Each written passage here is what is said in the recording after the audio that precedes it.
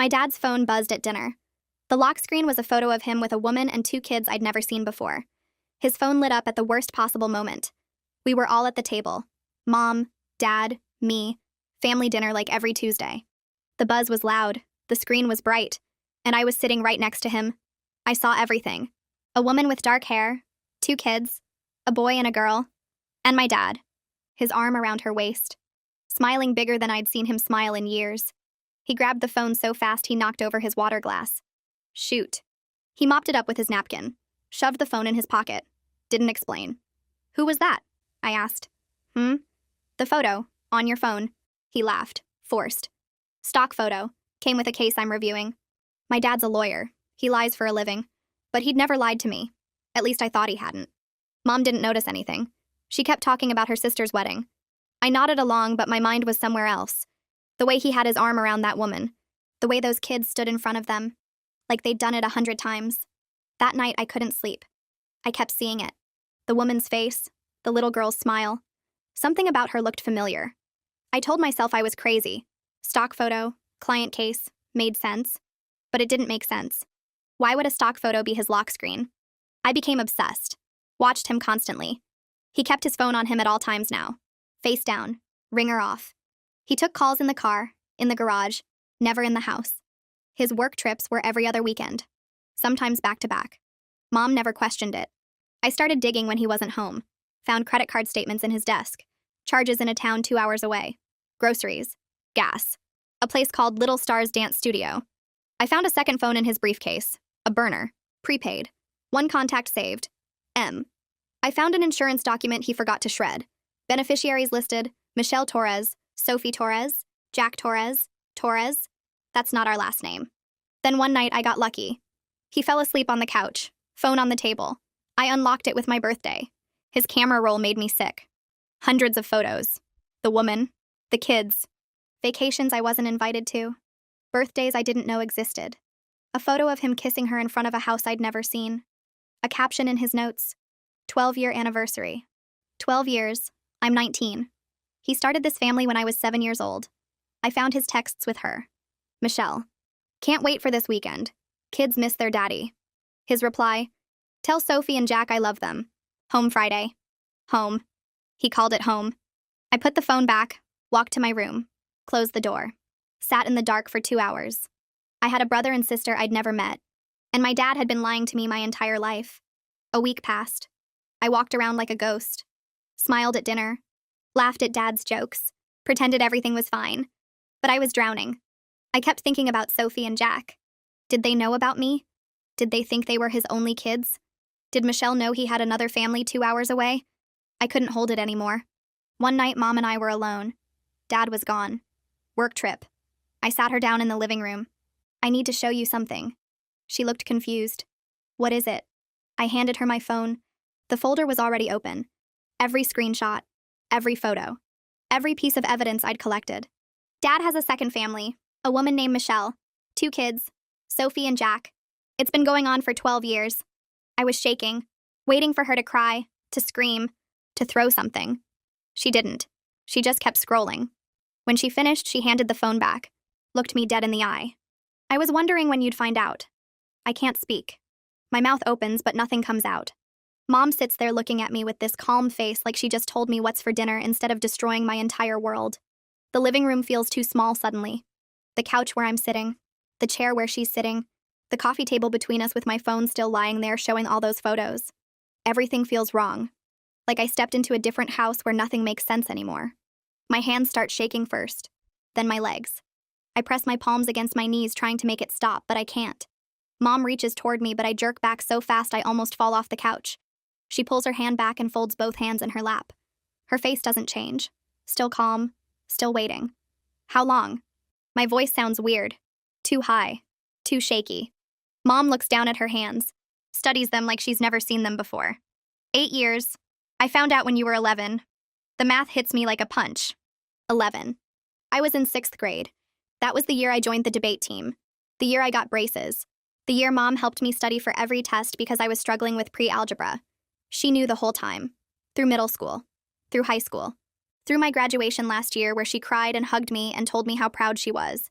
You knew through everything. I'm not asking, just stating it. My first boyfriend, getting my license, college applications. You knew Dad had another family the entire time. Yes. She doesn't try to explain it away, doesn't make excuses. How? The word comes out too loud, too angry. How did you find out? Mom shifts in her chair. I suspected for a while before that. The late nights, the weekend trips, the way he'd smile at his phone and then hide it. So I hired someone, a private investigator. He followed your father for 3 weeks and confirmed everything. A private investigator. She hired someone to follow Dad around. She got proof. She saw photos probably just like the ones I found. And then she just, what? Came home and made dinner? Helped me with homework? Pretended everything was fine? Why didn't you leave? My voice breaks on the last word. Mom finally looks up at me. Her eyes are dry. No tears. I made a choice. For you. For stability. For me? I laugh, but it sounds wrong. Harsh. You stayed for me? Leaving would have meant splitting everything. The house, your father's income. You would have had to change schools, move to a smaller place. I couldn't do that to you during such important years. She says it so calmly, like she's explaining a business decision, like she's talking about choosing a car or picking a vacation spot. Not about staying married to a man who was living with another woman, raising other kids. That's not fair. I stand up. Can't sit anymore. Need to move. You don't get to blame me for your choice. I'm not blaming you. Mom stands too. I'm explaining why I stayed. You were my priority. Keeping your life stable was my priority. My life wasn't stable. The words explode out of me. My life was a lie. Every single day was a lie. Dad was lying. You were lying. I was the only one who didn't know I was living in a fake family. Mom tries to step toward me, but I back away. My hip hits the coffee table and my phone slides off onto the floor. Neither of us moves to pick it up. How could you lie to me every single day for 8 years? My voice shakes, so hard I can barely get the words out. How could you watch me trust him? Love him? Think we were a normal family? Because you were happy. Mom's voice cracks for the first time. You were doing well in the school. You had friends. You were thriving. I couldn't take that away from you. You did take it away. Just 8 years late. I'm yelling now. Can't stop. You're just as bad as him. You made me live in this fake reality where everything was fine. Mom reaches for my arm, but I yank away so hard I stumble backward. She looks hurt. Actually hurt. But she doesn't deny what I said. Just stands there with her hand still half raised. Does Dad know? The question comes out quieter. Does he know you know? Mom drops her hand. No. The word hangs in the air between us. No. Which means she's been playing a role too. Pretending to believe his work trip excuses. Acting surprised when he comes home late. Kissing him goodbye every time he leaves for the weekend to go be with them. You've been lying to him too. I can't believe it. Can't process it. This whole time you've been pretending. Yes. Mom sits back down. She looks tired suddenly. I've been pretending to believe him. Pretending I don't know. I stare at her. This woman who raised me. Who taught me to be honest. Who punished me when I lied about small things like finishing my homework or where I was going with friends. She's been living the biggest lie of all. I was the only honest person in this house. The realization makes me feel sick. I was the only one who didn't know. The only one not lying. Mom doesn't argue. Just sits there looking at me with sad eyes. Does he love her more than you? The question bursts out before I can stop it. Does Dad love Michelle more? Mom's face does something weird. Crumples. Like someone crushed a piece of paper. For the first time since this conversation started, she looks like she might cry. I don't know anymore. Maybe he loves us both. Maybe he loves neither of us. Maybe he's just selfish and wanted everything. Her pain looks real. Raw. But I can't feel sorry for her right now. Can't comfort her. She chose this. She chose to stay. She chose to lie to me for 8 years. You stayed because of money. I say it flat. Mean. You didn't want to lose the house, lose Dad's lawyer salary. That's why you stayed. That was part of it. Mom doesn't deny it. I couldn't maintain this life alone. The house, your school, everything. Your father's income provides things I couldn't give you by myself. So you sold out. The words taste bitter. You sold your self-respect for a house and a comfortable life. I made a choice I thought was best for you. No, I'm yelling again. You made a choice that was best for you. You didn't want to be divorced, didn't want to downgrade your life. So you stayed with a man who was living with another woman and you used me as an excuse. Mom flinches but doesn't argue. She knows I'm right. I can see it in her face. I grew up in a broken home anyway. My voice drops, gets quiet. I just grew up in one with better furniture, with family dinners that were complete lies, with a mom who knew my dad had other kids and never told me. Mom stands again. Please don't confront your father yet. I need time to figure out my next move now that you know. I laugh. Actually laugh. It sounds crazy even to me. You need time? You've had 8 years. Please. She looks scared now. Really scared. Just give me a few days to think.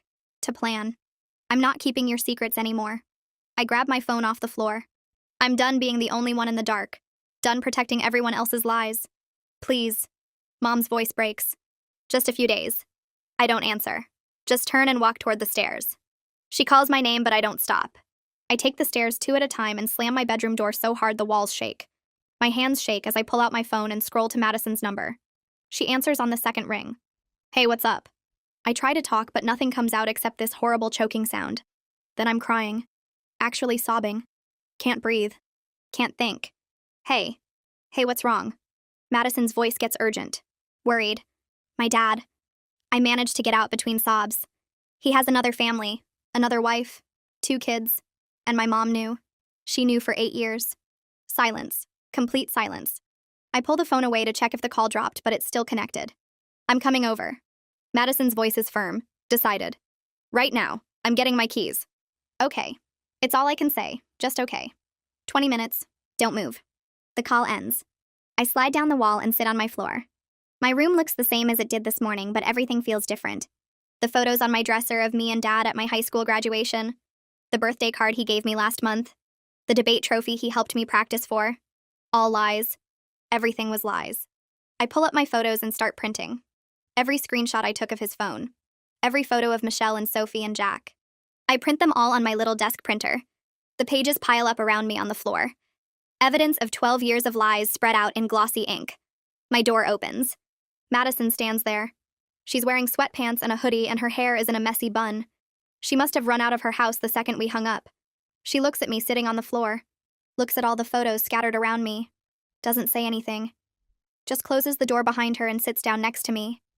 She takes my hand. Just holds it. Doesn't try to talk. Doesn't ask questions. Just sits with me while I cry. Having someone here who isn't part of this mess. Who doesn't have secrets. Who just came because I needed her. It helps. Makes it possible to breathe again. We sit there on my bedroom floor surrounded by printed photos of my dad's secret life. Madison holds my hand. And for the first time since I saw that photo at dinner 2 weeks ago, I don't feel completely alone. We sit there for a while longer before I finally speak. The words come out rough, raw, like I haven't used my voice in days. I ask if she thinks I should meet them. Sophie and Jack. Madison doesn't answer right away. She squeezes my hand tighter. Then she says that's up to me, but they're real people. My half-siblings. I haven't let myself think about it like that. They've been names on documents, faces in photos, but they're actual kids. Sophie is 15, Jack is 10. They have lives and friends and probably no idea I exist.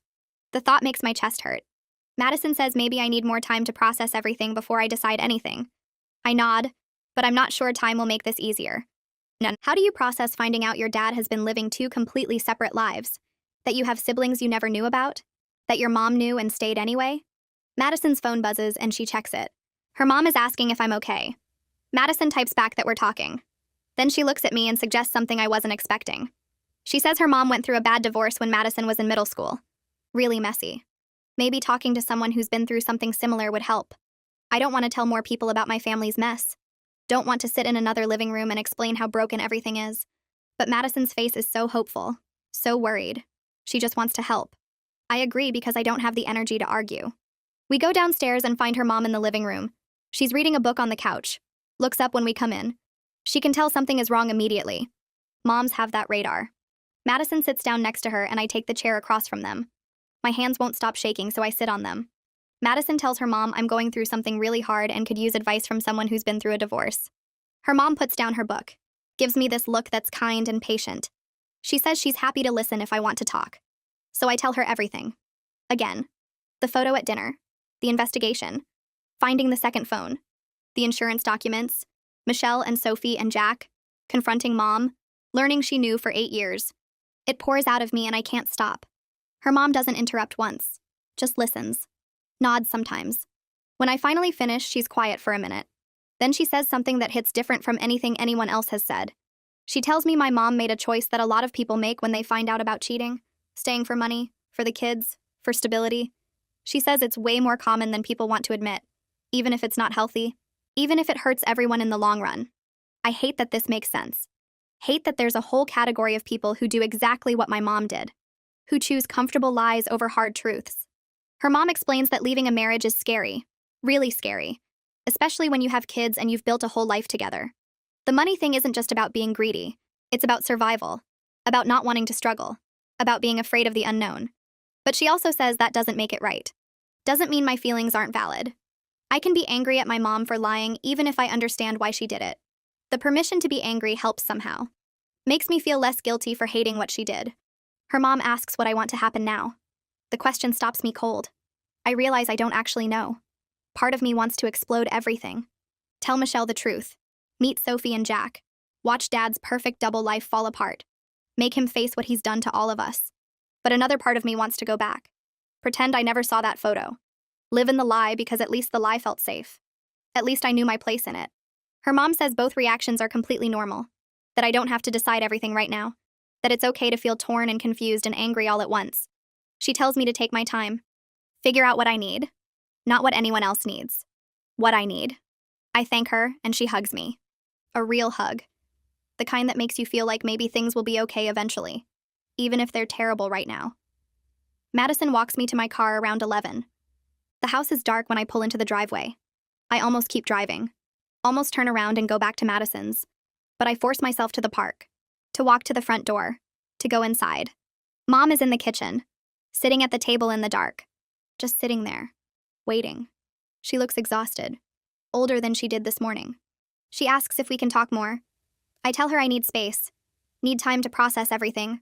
She nods like she expected that answer. Says she understands. Then she adds that she's sorry I had to find out this way. Sorry she wasn't the one to tell me. I don't respond. Just go upstairs to my room and close the door. Lock it. Slide down to the floor with my back against it. The next few days blur together. I avoid both parents as much as possible. Sleep at Madison's house. Spend hours at the library pretending to study. Come home only when I have to. Dad tries to act normal at dinner. Asks about my classes. Tells stupid jokes. I can barely look at him. Can barely sit at the same table.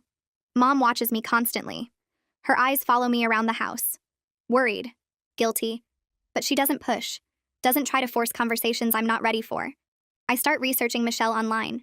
I know it's probably not healthy, but I can't stop myself. I find her Facebook profile. It's mostly private, but her profile picture is public. Her and Sophie and Jack at a beach somewhere. All three of them laughing. They look like a normal, happy family. Like the kind of family you see in commercials. It makes me feel like the outsider. Like I'm the secret. The mistake. The family he's stuck with while his real family lives 2 hours away. I find Sophie's Instagram next. She's 15 and her account is public. I scroll through months of posts. Pictures with friends, selfies, dance recital photos. She's really into dance. That explains the charges for Little Star's dance studio on Dad's credit card. In some of her photos, I can see Dad in the background. Blurry, but definitely him. He looks relaxed, happy, like he doesn't have another daughter sitting at home wondering why she's not enough. One post shows Sophie and her friends at some competition. They're all in matching costumes. Dad commented with a bunch of proud emojis. I click on his profile from the comment, but it's private. A whole separate account I never knew existed. Jack doesn't have social media because he's only 10. But he shows up in Sophie's posts all the time. Her annoying little brother. There's a video of him doing this silly dance in their kitchen. Sophie is filming and laughing. In the background, I can hear Dad laughing too. That sound. His laugh. The same laugh I've heard my whole life. It makes me physically sick. I drop my phone. Run to the bathroom. Throw up. Madison finds me an hour later. I'm back in her room. Staring at Sophie's Instagram again. She takes my phone gently. Puts it face down on the desk. Tells me stalking them online is only going to hurt me more. I know she's right, but I can't stop thinking about them. About Sophie posting videos of inside jokes and family moments. About having a sister who shares her life like that. About Jack doing silly dances while Dad laughs. About being part of a family that feels real instead of whatever mine is. A week crawls by. 7 days of pretending everything is normal when nothing will ever be normal again. I avoid both of them as much as possible. Come home late, leave early, eat dinner in my room claiming I have too much homework. Mom doesn't push. She watches me with those guilty eyes but keeps her distance like I asked. Dad seems oblivious. Or maybe he's just good at pretending. He's had 12 years of practice after all. Tuesday afternoon, I'm in my room doing actual homework when I hear the garage door open. Dad's home early. My stomach drops. He never comes home before 6 on weekdays. I hear him moving around downstairs. Footsteps in the kitchen, then on the stairs. Coming up. My door is closed but not locked. I stare at it, waiting for the knock. It comes soft. 3 taps. His voice comes through the wood asking if I have a minute to talk. My heart starts racing because I don't know if Mom told him. If he knows that I know. I force my voice to sound normal and tell him to come in. He opens the door slowly. Looks tired. His tie is loose and his jacket is draped over his arm. He asks if we can talk in his office downstairs. Says it's more comfortable. I follow him down the stairs, trying to keep my face blank. Trying not to let him see the anger burning in my chest. His office is at the end of the hall past the living room. Dark wood desk, leather chairs, shelves full of law books he probably never reads anymore. He sits behind the desk and gestures to the chair across from him. I sit down and grip the armrests. The leather is cold under my fingers. He leans back in his chair and studies my face for a second before speaking. Says he's noticed I've been distant lately. Asks if everything is okay with school and friends. He's using that concerned parent voice. The one that used to make me feel safe. Now it makes me want to scream. I tell him everything is fine. Try to stand up to leave, but he holds up his hand. He says he wants to make sure I know I can talk to him about anything. That he's always here for me no matter what. The words taste like lies even though his face looks sincere. I sit back down because my legs feel shaky. He keeps talking. Says he knows college applications are stressful, and he wants to help however he can. I nod and make non-committal sounds. Then he mentions he has a work trip this weekend. Asks if I want to do something special next week. Just the 2 of us. Father-daughter time. Maybe that new restaurant I've been wanting to try.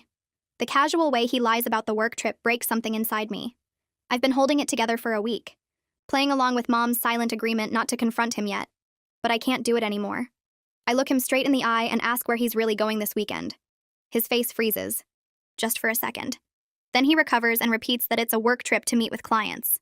Standard stuff. His voice is smooth. Practiced. I stand up fast enough that the chair scrapes against the floor. Tell him I know about Michelle. About Sophie and Jack. About everything. The color drains from his face like someone pulled a plug. He sits there staring at me with his mouth slightly open. Then he sinks back into his desk chair like his bones turn to liquid. Asks what I'm talking about. Voice weak. Confused. But I see the fear in his eyes. The guilt. I cut him off before he can build up to a better lie. List everything I found.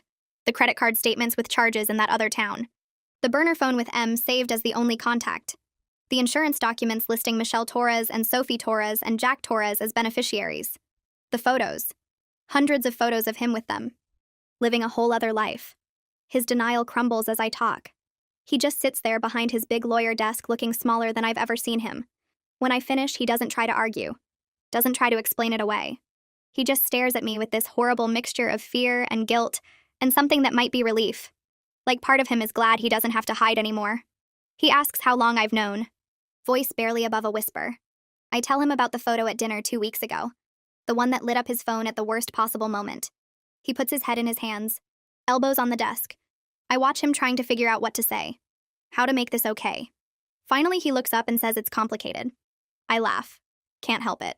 The sound comes out bitter and harsh. Tell him that complicated is forgetting to pick me up from practice. That complicated is working late and missing dinner. That what he did isn't complicated. It's betrayal. He flinches like I hit him. I ask if he loves them. Michelle and Sophie and Jack. He says yes without hesitation. Then quickly adds that he loves me and Mom too. Loves all of us. I tell him that's not how love works. You don't get to have 2 complete families and claim you love everyone the same. He insists that he does. That he's tried his best to be there for everyone. Dad starts explaining. Says he met Michelle during a difficult time in his marriage to Mom. That things were bad between them. That Michelle made him feel alive again. By the time Sophie was born, he couldn't imagine leaving either family.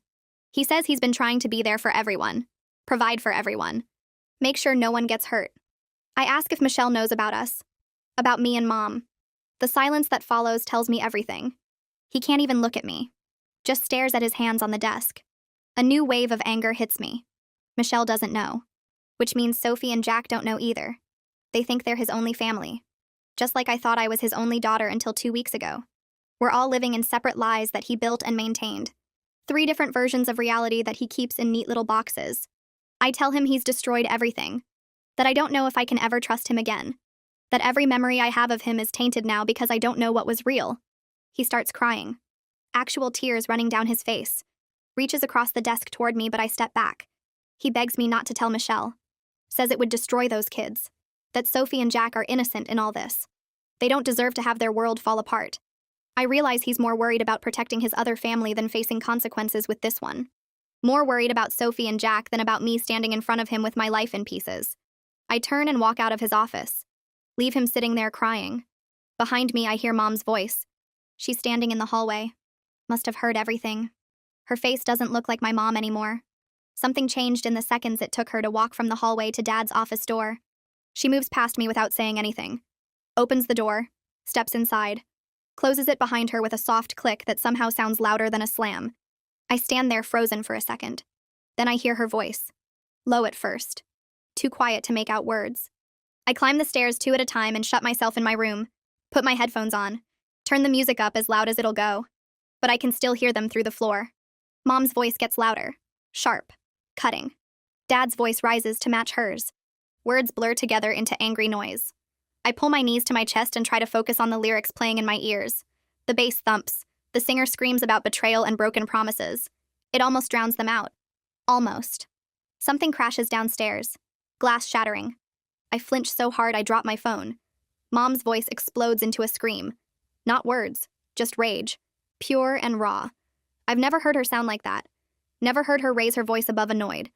The yelling continues. Back and forth. Waves of anger crashing into each other. I check the time. 9:30, 10:15, 11.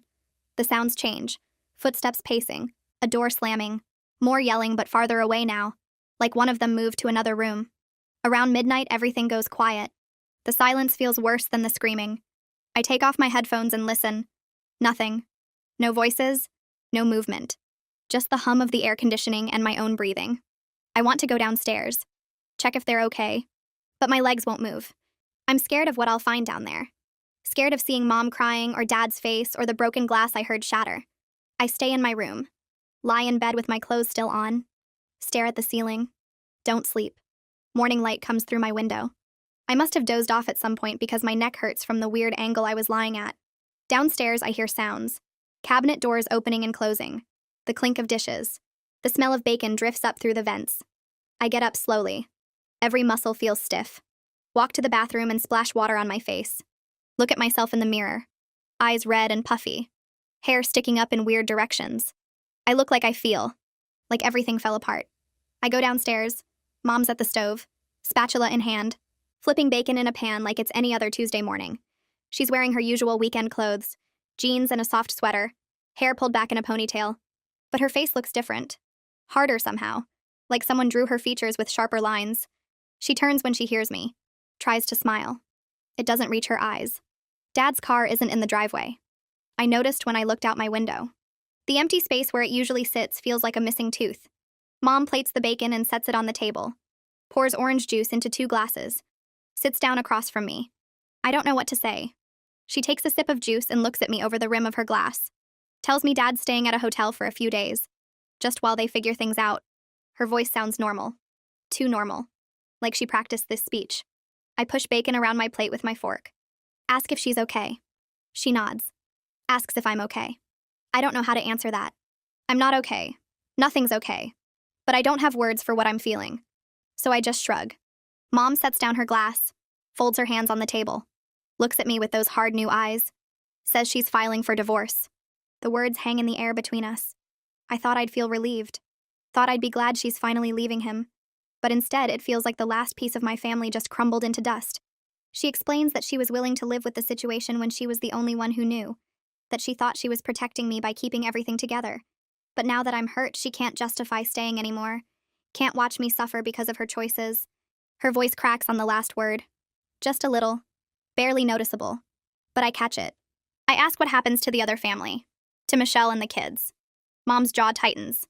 Says that's not her problem. But her voice wavers when she says it. Like she's trying to convince herself. I point out that finding out the truth is going to destroy them. That Sophie and Jack have no idea their dad's been lying to them their whole lives. That they're going to feel exactly like I feel right now. Mom looks away. stares at the wall behind me, says they deserve to know their father is a liar, just like I deserve to know. That the truth always comes out eventually. Better now than after more years of lies. I want to argue. Want to say maybe they'd be better off not knowing. But I can't. Because I would have wanted to know. Would have wanted someone to tell me the truth instead of letting me live in a fantasy. The doorbell rings that afternoon. I'm in my room throwing clothes into a backpack, not really thinking about what I'm packing, just grabbing things. Mom answers the door downstairs. I hear voices, then footsteps on the stairs. My door opens and it's Madison. She takes one look at my face and the half-packed bag on my bed. Doesn't ask questions. Just comes in and starts helping me fold shirts. I tell her I can't stay here right now. Can't sleep in this house with the ghost of last night's fight hanging in the air. Can't sit at that table with Mom pretending everything's fine. Ask if I can stay with her family for a while. She doesn't hesitate. Says yes immediately. Grabs my bag and carries it downstairs while I follow with my laptop and charger. Mom's in the kitchen. Madison walks over and gives her a hug. Tells her she's taking me to her place for a bit. Mom nods. Looks relieved, actually. Like she needs space, too. She hugs me tight before we leave. Whispers that she loves me. I say it back. Mean it. Even though I'm angry at her. Even though I don't understand her choices. We drive to Madison's house in silence. Her mom, Karen, is waiting at the door when we pull up. Takes my bag without asking why I'm there. Shows me to their guest room. Clean sheets on the bed. Fresh towels folded on the dresser. She tells me I can stay as long as I need. That their home is my home. Then she leaves me alone to unpack. Living at Madison's house feels like stepping into a different dimension. Her parents got divorced when she was in 8th grade. But they're still friends. Still talk on the phone about Madison's schedule and school stuff. Her dad comes over for dinner sometimes. They laugh at each other's jokes. Make small talk about work and the weather. It's weird. Watching them be so normal about being broken. Madison splits time between both houses without drama. Goes to her dad's place every other weekend. Comes back with stories about his new girlfriend who's actually pretty cool. Nobody's lying. Nobody's pretending. They're just living their separate lives and making it work for Madison's sake. I watch them navigate their broken family with such ease. Wonder if that could ever be me and my parents. If we could ever get to a place where we're honest with each other. Where we can be in the same room without everything feeling fake. It seems impossible right now. But maybe someday. Karen makes dinner every night. Real meals with vegetables and conversation. Asks about my day. Tells stories about her work. Treats me like I belong there. Like I'm not an outsider crashing in their space. Madison and I stay up late watching shows and eating popcorn. She doesn't push me to talk about my feelings. Just sits next to me and exists. It helps more than talking would. My phone buzzes constantly. Dad calling. I don't answer. Let it go to voicemail. The first message is short. Just asking me to call him back. Says we need to talk. That he can explain everything better. The second message is longer. His voice sounds tired, strained. He says he knows I'm angry. That I have every right to be. But he wants a chance to make me understand. The third and fourth messages say basically the same thing. Different words. Same meaning. Please talk to me. Please let me explain. The fifth message is different. His voice breaks. He's crying. Actually crying. Begging me to call him back. Saying he can't lose me. That I'm his daughter and he loves me more than anything. That he made terrible choices but they weren't because he doesn't love me. I delete it halfway through. Can't listen to him cry. Can't hear him beg. It makes me feel guilty even though I'm not the one who did anything wrong. Madison finds me staring at my phone. Asks if I'm okay. I show her the voicemail count. 15 messages. She takes my phone and blocks his number. Says I can unblock it when I'm ready. But right now I need space. She's right. I need space to breathe without him filling it with words. Mom texts me 3 days after I moved out. Short message. Says Dad's lawyer sent divorce papers. That she hired her own lawyer. Someone she found through a friend at work. She says the divorce will be messy. Dad's assets are tied up with both families. The house, the cars, his retirement accounts. Everything has to be split. But Michelle and the kids complicate things. They're on his insurance. His will. His bank accounts, probably. The lawyers have to figure out how to divide everything fairly. Or as fairly as possible when there's two families fighting for the same money. I text back asking if she's going to tell Michelle. If someone needs to warn her before the lawyers show up. Mom responds that her lawyer is handling everything. That Michelle will find out soon enough through official channels. It feels wrong. Letting some stranger in a suit tell Michelle that her whole life is a lie. But I don't know what else to do. I'm not going to be the one to call her. Not going to be the one to destroy another family even though Dad already did that part. 2 weeks pass. I settle into a routine at Madison's house. Wake up, go to class, come back, do homework. Eat dinner with people who tell the truth. It's nice. Peaceful. I almost forget about the chaos waiting for me back home. Almost. Then I get a message request on Instagram. From someone I don't follow. Sophie Torres. My hands start shaking before I even open it. The message is short, simple, direct. She asks if I'm her dad's daughter from his other family. Says someone told her the truth. Wants to know if it's real. I stare at the words. Read them over and over. Someone told her. Which means Michelle knows. Which means their whole family just exploded the same way mine did. I sit there holding my phone, trying to figure out how to respond. What do you say to your half-sister who just found out you exist? Who just found out her dad's been lying to her for her entire life? I type and delete about 10 different messages. Finally settle on something honest. Tell her yes. I'm his daughter. His other daughter. From his other family. Hit send before I can change my mind. She replies instantly. Asks if we can talk on the phone. I give her my number. 5 minutes later, my phone rings. Unknown number. I answer. Her voice catches when she says hello. Young. Shaky. Like she's been crying for hours. I press the phone against my ear so hard it hurts. Neither of us speaks for a few seconds. Just breathing on both ends of the line. Finally, she says her name even though I already know it. Sophie. I tell her mine. Another silence stretches between us. She clears her throat and asks if I'm really her sister. Half-sister. I say yes. She makes a sound that's half laugh, half sob. Says she didn't know I existed until 3 days ago. Her mom got a call from a lawyer about divorce papers. That's when everything came out. Michelle thought my dad was divorced from my mom years ago. Thought I was from some failed first marriage that ended badly. Sophie's voice breaks when she says her mom hasn't stopped crying. That she locked herself in her bedroom yesterday and wouldn't come out.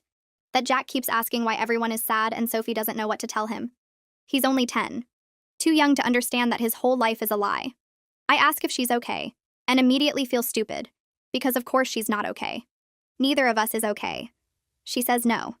Says she's angry and confused and she doesn't understand how someone could do this. I tell her I've been asking myself the same thing for weeks. She asks what my mom is like, if she knew. I tell her yes. My mom knew for 8 years and stayed anyway. Sophie goes quiet again. Then she asks why. Why would my mom stay if she knew? I say I don't know. Money maybe. Fear. Mom said it was for me, but I don't believe that anymore. Sophie says her mom would never have stayed. That Michelle is the kind of person who tells the truth even when it hurts. I almost laugh because that's exactly what my mom isn't. We talk for over an hour and I learn things about my dad that feel wrong coming from someone else's daughter. Sophie says he helped her with algebra homework every Tuesday night. That he came to all her dance recitals at Little Stars. That he taught her how to ride a bike when she was 6. I tell her he did the same things with me. Tuesday dinners, school events, homework help. We're comparing notes on the same person living 2 completely different lives. She tells me about the beach trip they took last summer. I tell her about the camping trip we took the same month. We realize he was splitting his vacation time between both families, taking us on separate trips a week apart, planning everything so carefully that neither family suspected anything. Sophie starts crying again and says she doesn't know who he is anymore. That the dad she thought she knew wouldn't do something like this. I tell her I feel exactly the same way.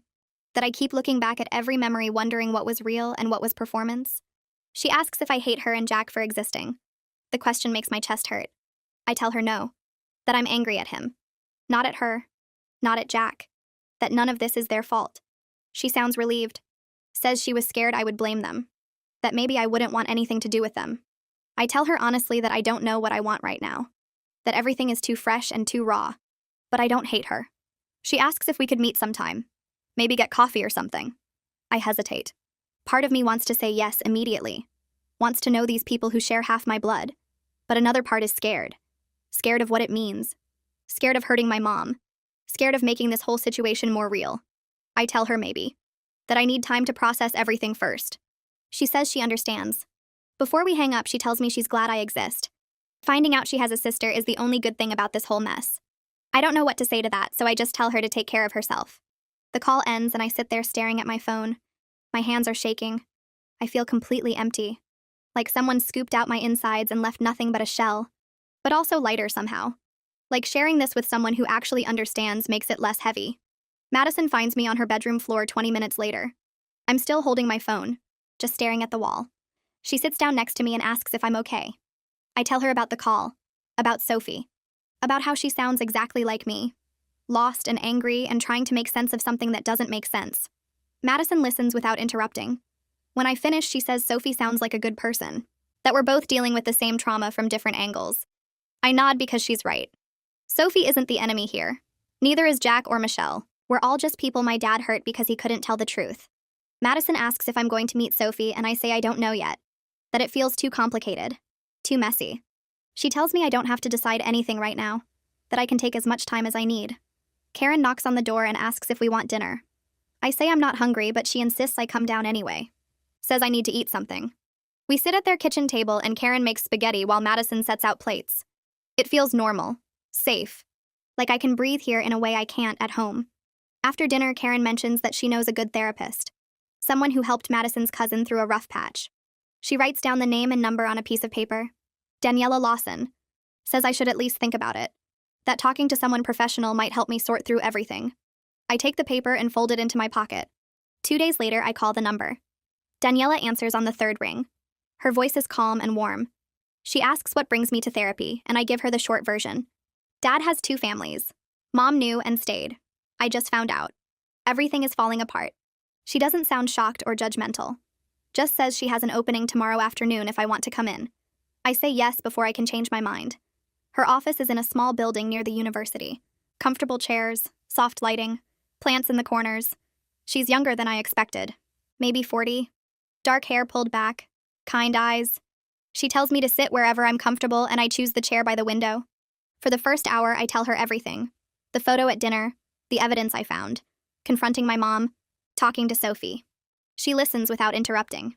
Takes a few notes, but mostly just pays attention. When I finish, she says my feelings are valid. That what happened to me is a betrayal on multiple levels. That I'm allowed to be angry at both my parents for different reasons. I ask if she thinks I'm a bad person for talking to Sophie. For being curious about my half-siblings. Daniela shakes her head. Says curiosity is natural. That Sophie and Jack are victims too. That having a relationship with them doesn't mean I'm accepting what my dad did or betraying my mom. I'm allowed to be curious. Allowed to want to know them. Over the next few weeks, I see Daniela twice a week. We work through layers of anger and hurt I didn't know I had. She helps me understand that my mom's choice to stay wasn't really about me. That mom stayed because she was scared of being alone, scared of losing financial security, scared of what people would think, and she used me as an excuse, as justification for a choice she made for herself. This realization makes me angry at her in a new way. Not because she stayed, but because she lied about why. Because she made it seem like she was sacrificing for me when really she was protecting herself. Daniela also helps me work through my feelings about Sophie and Jack. She points out that they didn't ask to be born into this situation any more than I did. That they're dealing with the same confusion and pain. That getting to know them doesn't erase what happened, doesn't make it okay. But it might help all of us feel less alone. One evening, I'm in Madison's room doing homework when Karen calls up the stairs. Says someone is at the door for me. My stomach drops because I know who it is before I even go downstairs. Dad's car is in the driveway. I can hear his voice through the door. Karen is standing in the doorway blocking him. Her arms are crossed, face stern. He's trying to explain that he needs to see me, that we need to talk. Karen tells him firmly that I'm not ready to see him yet, that I'll reach out when I'm ready. He argues, says he's my father and he has a right to talk to me. Karen doesn't budge, tells him that I'm an adult and I get to decide who I talk to. That showing up uninvited isn't going to help his case. He tries again, but Karen just starts closing the door. Says if he doesn't leave, she'll call the police. He finally walks back to his car. Sits there for a minute like he's thinking about coming back, then drives away. Karen closes the door and locks it. Turns to me and asks if I'm okay. I nod even though my hands are shaking. Madison appears at the top of the stairs, looks at her mom and grins. Says she's scarier than she looks. Karen smiles and says someone has to protect the people who need it. I go back upstairs feeling grateful and exhausted. Grateful that Karen stood up for me when I couldn't stand up for myself. Exhausted from the constant weight of everything falling apart. Mom's phone call comes 3 days later while I'm in the middle of helping Karen fold laundry. Her voice sounds tired and flat when I answer. She tells me the divorce is getting messy because Dad's assets are tied up with both families. His lawyer is arguing that he has financial obligations to Michelle and the kids that need to be considered. Mom's lawyer is fighting to get her fair share of everything. She lists off numbers and percentages that make my head spin. Half of his retirement fund, equity in 2 houses, child support calculations that somehow involve 3 kids across 2 families. I press the phone harder against my ear and sit down on Karen's guest bed. Mom says Dad's lawyer is trying to paint him as a man who made mistakes, but has been supporting everyone financially for years. Her lawyer is arguing that mom deserves compensation for 12 years of lies and emotional distress. The whole thing sounds like a business negotiation instead of the end of a marriage. I ask mom if she's spoken to Michelle, and there's a long pause. She says no, they've only communicated through lawyers. Mom admits she feels guilty about Michelle finding out this way. But she's also angry that Michelle got to live in ignorance while mom knew the truth for years. Her voice cracks a little when she says it's a mess of competing hurts and nobody wins. I tell her I'm sorry this is happening, and she thanks me before hanging up. Karen appears in the doorway and asks if I'm okay. I nod even though I'm not sure. My phone buzzes that night with a text from Sophie. She sent 3 pictures of her and Jack when they were little. The message says she thought I might want to see them. In the first photo, they're at a park with Dad pushing Jack on a swing. Sophie is maybe 8 and Jack is tiny, probably 3 or 4. Dad looks genuinely happy with his head thrown back laughing. The second picture shows them feeding ducks at a pond. The third is a selfie Sophie took with Dad making a silly face behind her. I stare at the photos for 10 minutes before I open my own camera roll. I scroll back years until I find similar pictures. Me at a park with Dad, me feeding ducks, me taking selfies with Dad making the same silly face. I send them to Sophie without any explanation. She responds immediately with 3 shocked emojis and then types out that the photos look almost identical. Same poses, same expressions, same dad living the same moments with different kids. We text back and forth for an hour comparing our childhoods like we're solving a puzzle. She tells me about the time Dad taught her to ride a bike, and I tell her about the time he taught me. Same patient voice, same running alongside until we got our balance, same proud smile when we finally did it alone. Sophie sends a crying, laughing emoji and says it's weird how he managed to be the same person in 2 completely different lives. I agree and tell her I don't know whether that makes it better or worse. Madison knocks on my door Friday night and tells me her family is having a movie night. Karen insists I join them instead of hiding in the guest room. I try to argue, but Madison grabs my arm and pulls me downstairs. The living room is set up with blankets and pillows on the couch. Karen has made popcorn, and Madison's little brother is scrolling through comedy options on the TV. They settle on something silly with stupid jokes and physical humor. For 2 hours, I almost forget about my imploding family. I laugh at the dumb scenes and steal popcorn from Madison's bowl. Karen makes comments about the terrible acting, and Madison's brother keeps pausing to explain jokes nobody asked about. When the movie ends, Karen turns off the TV and looks at me. She says healing isn't linear, and it's okay to have moments of normalcy mixed with the grief. Sometimes you need to laugh at stupid movies and eat too much popcorn. Sometimes you need to cry and be angry. Both are part of getting through hard things. I thank her and mean it. I decide to meet with Dad after a month of avoiding him. The decision comes suddenly one morning when I'm eating breakfast and realize I can't keep running forever. I text him and ask if he wants to meet at a coffee shop downtown. He responds in 30 seconds saying yes and asking when. We agree on Saturday afternoon. I spend the next 2 days feeling sick about it. Madison asks if I want her to come with me, but I say no. This is something I need to do alone. The coffee shop is busy when I arrive, and Dad is already sitting at a corner table. He looks terrible, like he hasn't been sleeping or eating properly. His shirt is wrinkled and he's lost weight. He stands up when he sees me, and I can tell he wants to hug me, but I sit down quickly. He sits back down and immediately starts apologizing. His words tumble out fast and desperate, trying to explain his choices and how things got so complicated. I cut him off and tell him I don't want excuses. I want the truth about specific things, and then I want him to listen. He closes his mouth and nods. I tell Dad that I talked to Sophie, and I know he lied to them about being divorced from Mom. His face goes pale and he looks down at his coffee cup. He admits he kept digging himself deeper into lies because he didn't know how to tell the truth. Each lie required another lie to cover it up. He says by the time Sophie was old enough to ask questions, he'd already built this whole story about his first marriage ending badly. I ask him if he ever planned to tell anyone, or if he was just going to maintain the lie forever. He looks ashamed and says he convinced himself he could keep both families happy, and that what they didn't know wouldn't hurt them. My hands grip the edge of the table hard. I tell him that's the most selfish thing I've ever heard, that his lies hurt everyone involved, that Sophie and Jack are devastated, that Michelle is destroyed, that Mom wasted years pretending, that I can't trust anything about my childhood anymore. He agrees and says he knows he destroyed multiple families with his choices. His eyes are wet, but I don't feel sympathy. I ask Dad if he regrets having Sophie and Jack. He looks up sharply and says no, he loves them. Then I ask if he regrets having me. He looks horrified and says of course not. I point out that he can't have it both ways. Either he regrets the situation or he doesn't regret any of us. But his actions hurt all of us regardless of what he feels. He opens his mouth and closes it several times without saying anything. I stand up and tell him I need a lot of time before I can have a relationship with him again. He nods quickly and says he understands. Then he asks if I'll keep talking to Sophie. I tell him that's between me and Sophie and it's not about him anymore. He looks like I slapped him but doesn't argue. I leave the coffee shop without looking back. Sophie and I start texting regularly after that. She tells me about her dance competitions and how she's trying out for the advanced team. I tell her about my college plans and my friends. We avoid talking about Dad most of the time and just get to know each other as people. She sends me videos of her dance routines and I send her pictures of places around town. She tells me about her favorite classes and I tell her about mine. Jack appears in some of her videos in the background being annoying, and she complains about him the way sisters do. I tell her about Madison and she says it sounds like I have a good best friend. The conversations feel strange but also right. Like we're building something new that isn't about Dad or the mess he created. Just two people who happen to share DNA trying to figure out if they can be friends. 3 months crawl by before the divorce papers arrive at Mom's lawyer's office with the judge's signature. She gets the house and 50% of Dad's retirement accounts plus half the value of his law practice. The settlement agreement lists every asset down to the furniture and dishes. Dad has to pay child support for Jack until he turns 18. Alimony to Michelle for the next decade. Spousal support to Mom for 5 years. His comfortable 6-figure lawyer salary now splits 3 ways, and I know from Mom's lawyer that he's already complaining about money. He moved into a small apartment near his office and drives a used car instead of the BMW he loved. The financial pressure is real and immediate, and part of me feels satisfied watching him struggle with the consequences. Mom signs the final papers on a Tuesday afternoon and calls me from the lawyer's office. Her voice sounds different.